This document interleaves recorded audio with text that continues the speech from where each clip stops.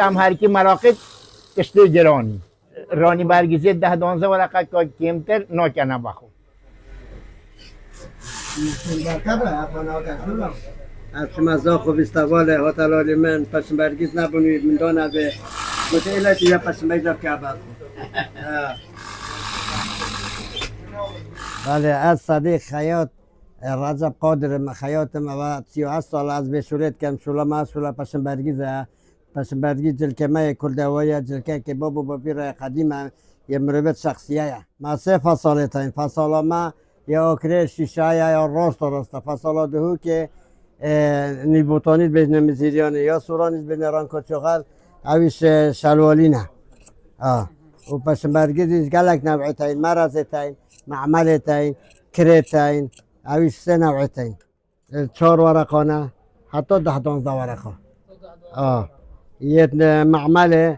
او ارزان ترن یه معمل 200 دانه 250 دانه تا 300 دانه مرز سوران اویش نوکه در کفتی اویش هل 300 دانه های حتی 650 نه هر فصالت که من فصال بابا با پیر قدیم فصال نوی تا گران تلکه تلکه که ثابت یه اوه آره والا پس برگی تلکه که مقوله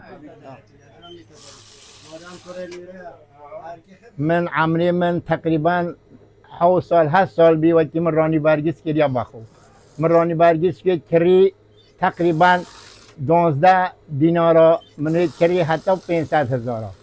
نوکه من کری حتی 10 ورقه رانی برگیز اشکالی توجه مثلا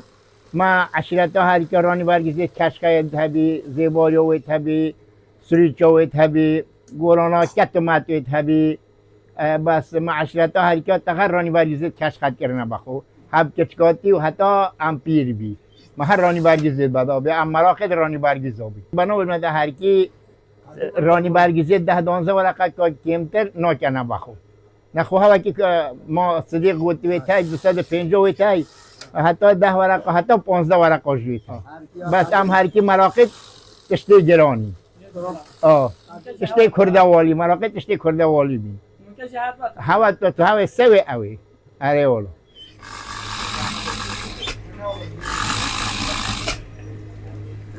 گاری سرها کرده بگا به عالم تکا به شولا معاش که منو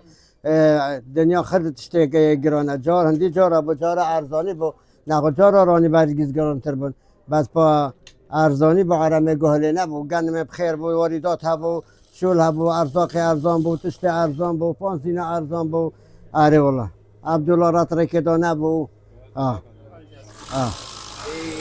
بخیلانه چی خوشی دنیا و یا خودت حاله